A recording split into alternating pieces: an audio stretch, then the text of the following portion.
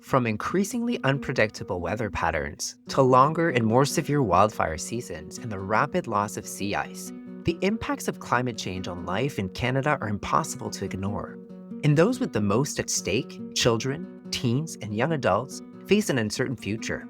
Over half of young Canadians surveyed in a recent study said they felt afraid, sad, anxious, and powerless about climate change. Almost 80% of them said climate change is affecting their mental health, and more than a third said it's affecting their daily functioning. Today, we're speaking with experts about the rise in eco-anxiety in teens and young adults and how we can best support the young people in our lives. This is Healthy Teens, a podcast from the Canadian Paediatric Society. I'm your host, Dr. Nicholas Chadi, pediatrician specialized in adolescent medicine.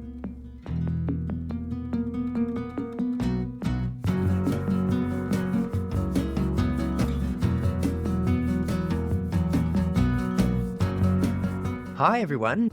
I'm joined today by Dr. Robert Sellis, a registered clinical psychologist and the author of Anxiety Canada's resources on eco-anxiety. Robert, to start us off, could you tell us just a little bit more about you, about your practice, and potentially what drove you to the field of psychology? Yeah, so I'm a registered psychologist based in BC. I work primarily with youth and young adults and families who are struggling with anxiety and obsessive compulsive disorder. And that practice has come about through an interest in just really wanting to help people improve their lives and find ways of handling things that they're struggling with. And today we'll be focused on the concept of eco-anxiety. And we hear this term thrown around quite a bit in different contexts, but it's not always clearly defined. If I can just start by asking you, what is eco-anxiety and is it considered mental illness? So, eco anxiety refers to anxiety or distress that relates to the environment. So, that might be fears and worries around the impacts of climate change, around pollution, the loss of biodiversity. And anxiety in general is a natural, essential emotion. It's our internal alarm system, it protects us from danger. So, feeling anxious is a normal human experience. And that's also true for eco anxiety. It's rational, it's reasonable to be anxious about the issues that are affecting our planet. And being worried or anxious about that shows that someone cares about nature, they understand the importance of the planet to our well being, to our future, and recognize the problems that we're facing today. So, really, the good thing is that like eco anxiety, when people can understand that that anxiety is valid and they can manage it effectively, it can actually inspire action. It can help people feel like, hey, the planet is not doing well, and I want to protect it because it's important to me. And so they take those steps, and we really need that. So, eco anxiety itself is not a mental illness, but like lots of anxiety, there can be ways it becomes problematic or difficult. Yeah, thank you for this, and that's quite helpful. Maybe we could even consider it some sort of a spectrum, going all the way from problematic to even helpful or a driving force for change or action. And if we are on the more problematic side of things, would you say that eco anxiety is fundamentally different from other types of anxiety? And should it be addressed or managed in a different way? Yeah, that's a great question. Anxiety can come up in any situation, lots of different situations that, like I mentioned, reflect something that feels like a threat to ourselves, our health, our well being, or something that we care about. And so, in that way, eco anxiety is very similar. It's just a specific target of anxiety that relates to the environment. And when it becomes problematic, it often becomes problematic for the same reasons that other types of anxiety become problematic. And that's that anxiety helps us escape or protect us from immediate dangers. It urges us to fight or to run away. And when we're successful, it goes away.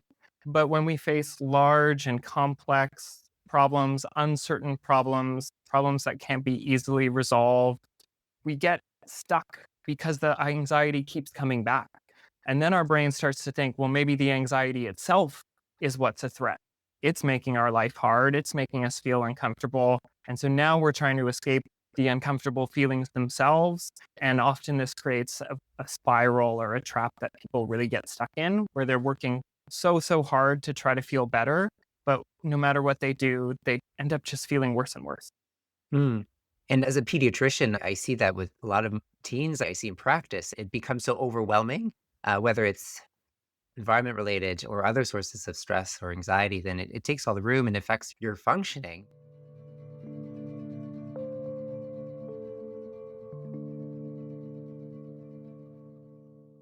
When it comes to being with adolescents, some of my teen patients go through a lot of different things, and they don't necessarily bring it all up with their parents.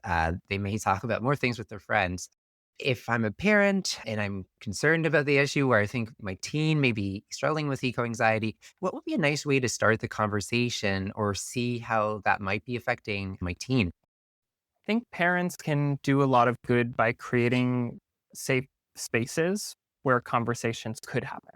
So rather than trying really hard to directly probe, we can think about parents starting to share their own experiences of concern about the planet, reflecting on how it makes them feel, not in a way that amplifies doom, but instead that reflects that the teen's not alone. Other people are thinking about this, that their concerns are likely to be understood if they do bring them up and share them, and that their anxiety itself is not going to be minimized. Often, our culture, we're taught to respond when people are anxious in a way that's like, it's no big deal, it'll all be fine. We want to just make the feelings of anxiety less because we see that someone's distressed. But to the person who's struggling, that can feel really invalidating and might shut them down a little bit. So, creating that place where you can talk about it, where you can recognize it's normal to feel anxious, and that you want to do something about it, can be a really great starting place for families, and also a point where maybe the whole family begins to think, like, how do we do things differently? How could we take action? I really like that. So, in a way, normalizing the fact that someone might be eco anxious, but not necessarily, dismissing the fact that it could be quite overwhelming and take a lot of room. So, if you get to that point and a young person discloses that they are feeling eco anxious, what are some coping mechanisms that could help them? Or, what are ways that adults or people around them could best support them? And you've alluded to, non threatening, non judgmental conversation, sharing personal experiences, but I'm curious to see if you can think of other ways of being helpful and supportive.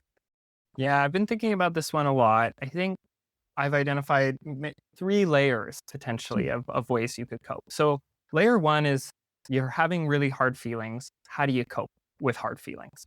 And so, this would be general coping skills that we might suggest for anyone who's having a hard time. It's basically any activity that helps you get through tough moments, and recharges your emotional battery. So, talking with people, getting adequate rest, getting exercise, spending time outside or doing things that you enjoy. They don't directly address eco anxiety.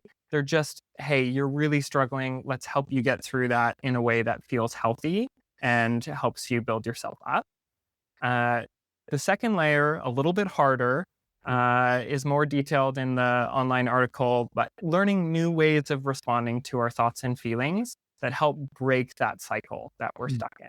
So if someone's being really hard on themselves for not being perfectly green or for their, carbon footprint, it might be learning to bring a bit more compassion towards the self.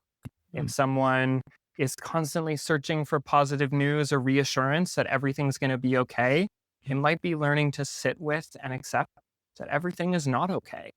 And if someone is feeling just so dejected and hopeless and stuck on these thoughts that there's no point, it might involve some tools and strategies to identify those thoughts, recognize that they make things worse, and find new ways to think that help get them unstuck.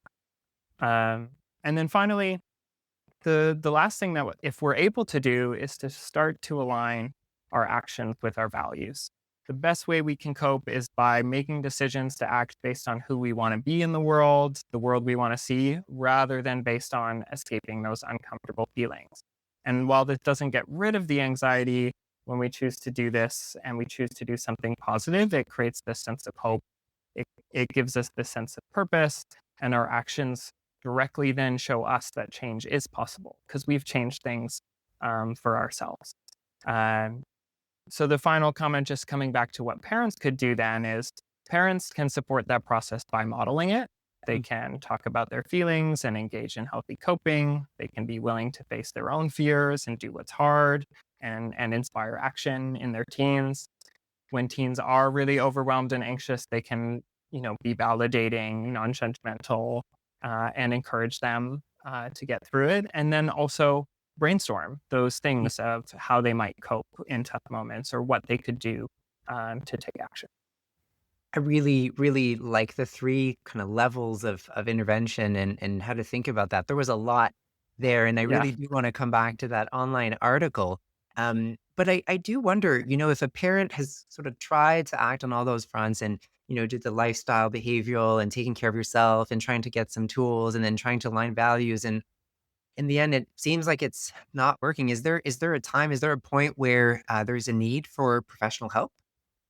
Yeah. So if the parents tried a lot, it feels like they're getting stuck one level below professional help. I would say is that there's a lot of resources that are out there, both online things like this article and others from other organizations, but also organizations that aren't directly mental health treatments, but that are taking a thoughtful approach to all of the emotions that come with facing the climate crisis. So in BC, for example, and I think some of these organizations work elsewhere across the country, there's Break the Divide and Be the Change Earth Alliance, and they hold meetings and workshops for teens where they can connect with other teens, they can share their feelings, they can think about what it means and where those feelings are coming from, and can start to explore what new responses might be more aligned with their values. So if a parent is able to support a teen in getting connected to one of those programs, takes a bit of the weight off the parent. And sometimes, hearing it from other teens and hearing it from inspiring youth leaders is a bit more motivating than it is coming from a parent. And it also really connects teens pretty quickly with others and lets them know they're not alone. If, however, the cycle of anxiety and hopelessness and despair and all of those things that can come along with feeling overwhelmed by this have become so detrimental and so debilitating that the teen really wouldn't be able to get there or engage with that type of support. Or, perhaps they're also suffering, and a lot of teens are, from additional sources of stress and anxiety or depression that are really broadly impacting their life, then certainly professional help might be a really important option. So that might look like, the teens struggling to get to school, or they've pulled back from a lot of the hobbies and activities they used to enjoy. They seem constantly worried and on edge, or really stuck in these patterns that they know aren't working, but they can't seem to pull themselves out of. I really like hearing about all these resources, and I can certainly see how there are ways to sort of demedicalize the Yeah. issue by trying to find a sense of community, connecting with other teens who may be feeling and living through similar issues. I think that's really rich, and the idea of turning worries and anxiety into action, I think, is quite powerful. But then there are those red flags where things are really not going so well. Um, could you tell us just a little bit more about that online resource you were referencing earlier, the resource you created for Anxiety Canada, which I believe is called Turning Eco Anxiety into Eco Action? And, is it about turning anxiety into an antidote or, a way to really surpass the feelings and the difficulties? Yeah. So the reality of the future that we face and the environmental concerns and the climate crisis is that we're heading for dark times. We're going to continue to face disasters, difficulties, and we don't know for sure that we can resolve the problems that we've created. And that realistically is really terrifying. So we're faced then with a choice to either give up, do things that make things worse for ourselves or for the planet, or at the very least make no difference, or to try to live as best we can, to try to make things better in the ways that we can. And in doing so, accepting the pain that comes along with recognizing that it might not work or that things are bad. The climate crisis, when we think about it in that way, that we have the choice to either give up or to accept the pain and try to move forward as best we can, it becomes clear that action is important, not because it makes our worries disappear, but because it's the only choice that's consistent with the whole reason we're anxious about it in the first place, because we care about the planet, because we understand its importance, and because we want a better future. So no, action isn't the antidote to anxiety, but it's the way we can acknowledge and honor our anxiety. Hmm. And these are really difficult topics and questions and discussions when we're talking about climate crisis and things really just getting worse. It can be quite heavy. And you're mentioning action, and we've alluded to already many different ways to start acting. Is there kind of an easier, more accessible way to start, or a place where you'd say, oh, this could be a nice first step to get into it? It may all seem very overwhelming when we're thinking about all the things we could do and we're not doing. Uh, right? Or we'd like to do, and we just don't have the capacity or time to do. Absolutely.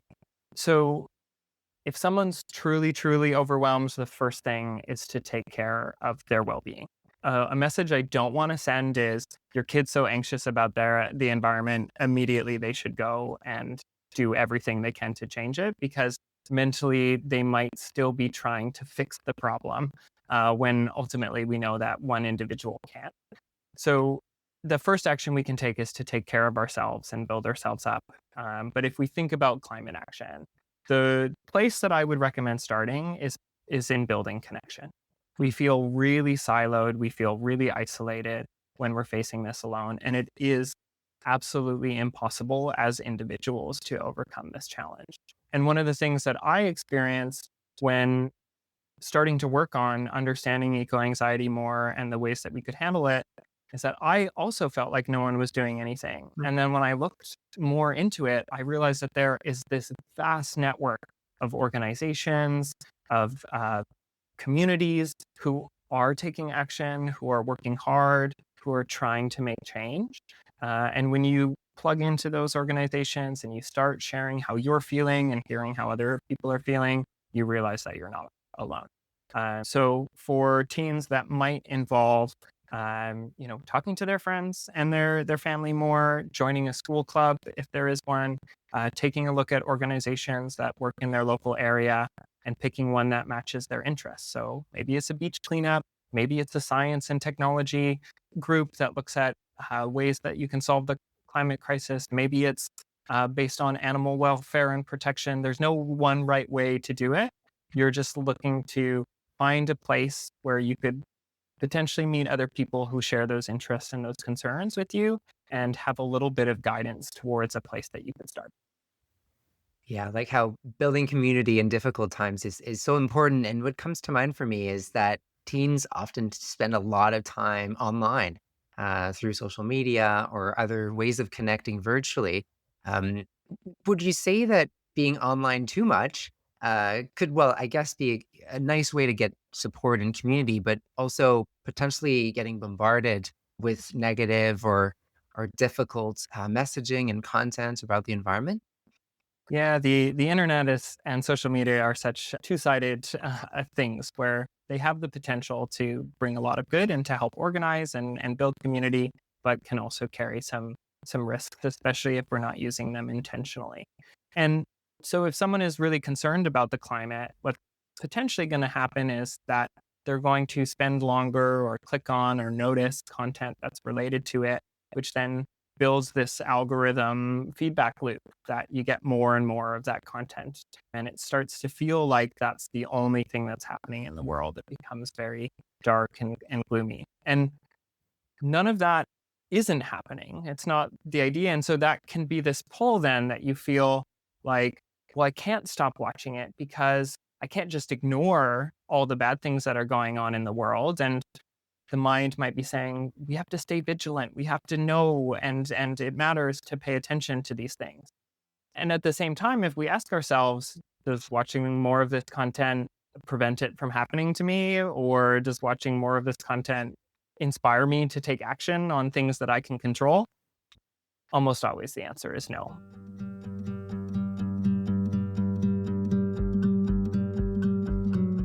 So when we understand that, we have then this choice to take a step back, to say like, yes, I know hard things and bad things are happening in the world, and I'm going to put that energy into doing something about it that is, directly within my circle of control.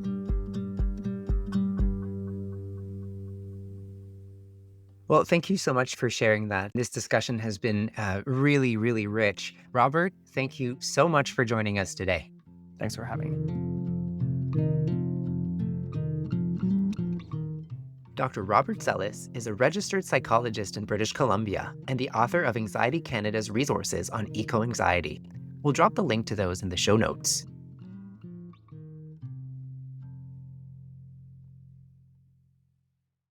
Robert shared such a powerful perspective on how anxiety, instead of being something to silence, can actually serve as a signal pointing us towards something meaningful.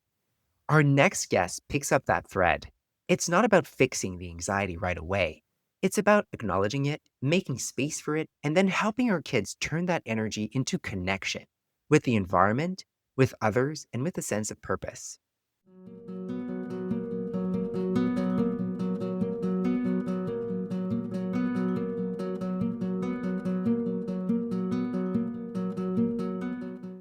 Our second guest is Dr. Anna Gunz, a pediatric intensive care physician and the founding medical director of Ontario's Children's Environmental Health Clinic.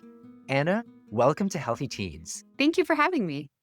It's a pleasure. And maybe what we could start by doing together is if you could just share a few words about your interest for the issue of eco-anxiety and maybe what you do in your professional life.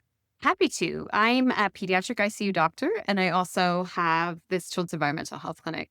And that really is aligning my background, which was in geography, and it was all about environment and climate change and environmental science before I went into medicine. And so it's a way to link them together. Maybe you could tell us a little bit more about how you would distinguish climate anxiety and perhaps climate despair. And do they fall on a spectrum, or how do you see this? I think this whole topic is a very interesting one because there's a lot of different terms and a lot of definitions. And there's a lot of writing about it. There's a lot of philosophical papers as well that are really interesting. And I think for me, I end up being a bit of a pragmatic person. And when it comes to climate anxiety, depending on which definition you use, it's worries, anxiety, and some of these negative emotions that you can get that are related to the environment, climate change, and so on. And you can separate out sometimes eco grief or eco anger. Essentially, it's a lot of these, spectrums of these negative emotions that are attached to the environment and climate change. And they are distinct and important.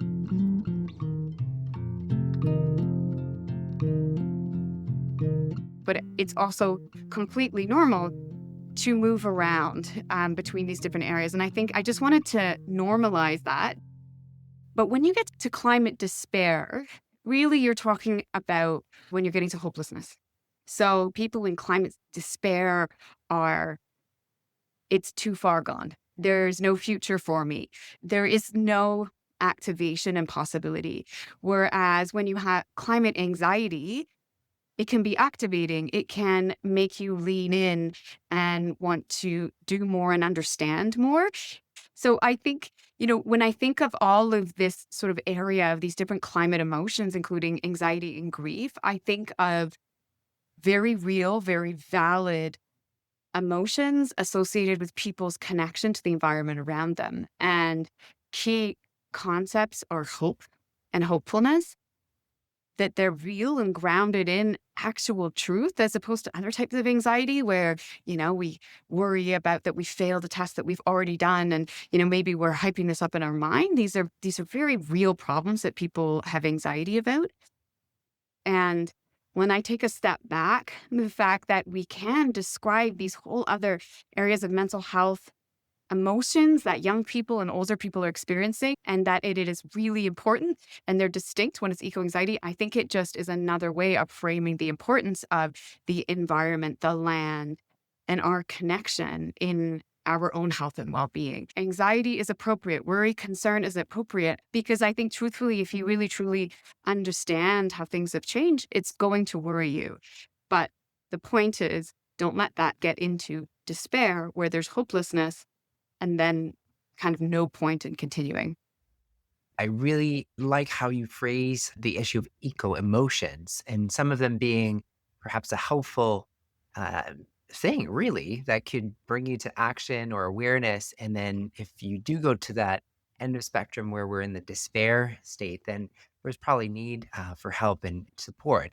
Perhaps you could share with us what are some of the things that teenagers or teenage patients you've interacted with have shared when it comes to eco anxiety or eco emotions, and how has that impacted your work? So I'm going to give you an example from my colleague who's a pediatric psychiatrist. I spoke about it the first time she had a youth who really presented with crippling eco anxiety. And the difficulties initially they had pivoting because a lot of the treatment to support people around anxiety is about putting your fears in proportion. And this is very existential and true. So, how do you help someone who is young, who has this developing perspective in the world, of developing emotions and brain? How do you help them move forward with this awareness and also have a healthy emotional state? And she just sent me a message saying that in their anxiety and mood disorder clinic, about 30 to 50% of their youth and school age children have environmental negative emotions, anxiety, and distress. And I suppose more and more Canadian teens are being directly exposed to the effects of climate change. Witnessing things, being evacuated, the fear, the dread. People are now experiencing mental health issues directly related to environment and climate change. And that could be from obvious things that we're seeing, such as evacuation, the long term impact that it can have on youth self esteem and depressive symptoms up to a year later. So this is, I think, is becoming more apparent and there's more dialogue around it. Do you see social media as playing a role in all of this, either positive or negative? Perhaps both? So when we're talking about eco distress and climate distress, social media can really activate people and worry people, but it is also now through those same interests starting to move people towards really scary places where, you know, where we're not talking about the actual causes and we're now supporting the same roots that are causing the problem. I think it's just a note of caution as people are learning about this is to really go, where am I getting my information? Teens who are being negatively influenced by online interactions may not articulate exactly what's going on. What signs should parents keep an eye out for? If you're starting to feel like you can't trust anyone, I think that's a really important thing, especially for youth, to say, okay, why am I getting this feeling? And if you're watching your teens, that's a bit of a red flag for a time to sit down and really start to get to know what your teen's listening to and what they're thinking, because that's a very dangerous place. Yeah, and I'd like to maybe bounce back on that point. So, more awareness and knowledge about climate change and, really what's affecting the environment can be a good thing. Too much exposure to those messages can really become a very heavy thing to deal with as a young person. Certainly, being able to navigate all this information as a teen and as an adult can be challenging. I'd like us to maybe talk about your land based healing program, also called Nature for Healing. So our land-based healing nature for healing program is co-led by Nicole Yanni, who is the Indigenous Youth Wellness Consultant here. And it's intentionally placing land-based healing before nature for healing to really acknowledge where the push and the evidence for all of this comes from, which is in a lot of Indigenous teachings. Youth going outside, that's what a nature prescription is. So there is a lot of literature about the benefits to our mental, emotional, spiritual, and physical health in connecting with nature. So, your sugar control and diabetes can be better just by, taking your walk in an area where there's trees and parks as opposed to just around the roads. For me, that is the most jaw dropping. If there's any doubt that there is this connection that we have with the natural environment, whether it's with stress and stress affects healing, there is this inexplicable connection. I was thinking it makes so much sense to reconnect with nature. And when you're having these, echo emotions, being removed or being stuck in a setting where you can't actually connect with the source, a very real change in the environment where things may be all doom and gloom, If you're living in an urban setting where big parks Mhm. or outdoor spaces aren't that accessible, how much outdoor nature exposure do you need to actually be able to get some benefit from that reconnection with nature? Is it a question of time? Is it a question of the intensity of the exposure? Or as little as you can get, or as much as you can get, the best way to get those benefits? So there are people who are trying to get a dose, like a dose of nature that one needs. And there are studies that say, 2 hours a week in nature have many different benefits. Um, the problem I have with that is what's nature? And as you said, it's inaccessible and equitable. And that's why we've been focusing on connection, because I also worry that we're losing something here, that we're medicalizing it and compartmentalizing it. So I don't know what the dose is, but to be honest, I'm not really that interested. The way I think about it is it's less about a dose and more about the connection. When I prescribe a nature connection, we have an evolving list of suggestions about how you can connect to nature indoors and how you can connect to nature outdoors. It's things like put your hands on the ground and feel the earth, use your five senses, hug a tree. If you're with someone and you feel safe and you see someone that looks safe, smile and wave at them. Things like that are really simple. And, if people have other goals in terms of exercise and activity and recreation, you can build those in. But what we started with is something very small. And I always emphasize the indoor prescriptions specifically because there's lots of times we can't go outside. And when we're talking about encouraging young people to connect with nature at a time when nature and the climate can be very challenging, if you have asthma or in a heat wave and you can't go outside right now, what are you doing to connect with nature indoors? That certainly opened my mind to several ideas and smaller things that can really make a difference with young people. I also hear a lot of hope and positive ideas and messages through what you've just shared with us. This has really been quite an insightful discussion on such difficult topics. Are you able to share some final words for parents or for teens who may be grappling with eco emotions or eco anxiety, ways to try to turn eco anxiety into eco action, a way to really try to navigate these challenging themes and topics? The way I think about it is that our feelings are always a message. And so when I'm feeling very anxious, and it is very easy to get into despair, there's a very intentional stop to that and say, okay, I'm going to acknowledge these emotions. I'm going to take some breaths. I have to take care of myself. But then what can I do? And I think the biggest word of caution, especially for youth who are so passionate, is to feel like you have to do everything all the time and to be perfect. It is impossible to live perfectly. And I would say just one small thing. That's all that matters. Just one small thing can make you feel better. And the fact that you're feeling this way means that you are sharing your feelings with millions of other people. And if we all acknowledge these feelings and bring them into our life and talk about them, then we will see more change. We have to bring the environment into our everyday life, into our conversations. So for me, it's not just about climate change, it's about the world that we're living in. If we all lean in and connect with nature, we are connecting with our humanity and we connect with each other. So don't get overwhelmed, don't get exhausted. You don't have to do everything. One little thing, you have no idea how big that is. And for parents, validate your children. And if you don't understand what they're going through, take a moment, lean in and dive in with them and learn with them and work with them. And then you can also explore your emotions and your challenges together. Every small action can make such a difference. And even in these really difficult times of climate change and climate crisis, it's really reassuring that small actions and really listening and connecting with nature can make a big difference. Anna, thank you so much for joining us today. It was an absolute pleasure. And everybody get outside, or at least look out the window and notice what the weather is. Dr. Anna Gunz is a pediatric intensive care physician and the founding medical director of the Children's Environmental Health Clinic in Ontario.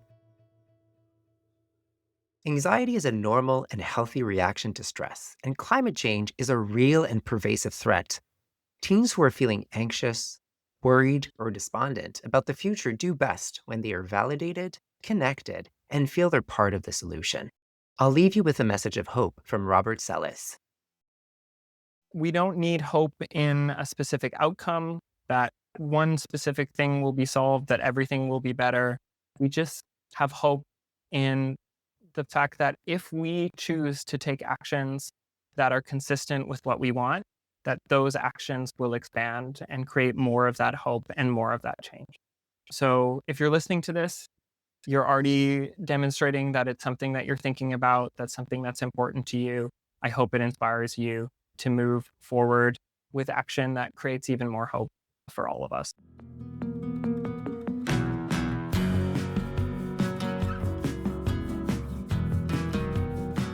Healthy Teens is brought to you by the Canadian Paediatric Society. Today's episode was produced by Jen Brouillette. I'm Dr. Nicholas Chadi. If you like this episode, subscribe wherever you listen to your podcast and share with a friend. Please send comments or ideas for future episodes to info@cps.ca with the subject line Healthy Teens. See you next time.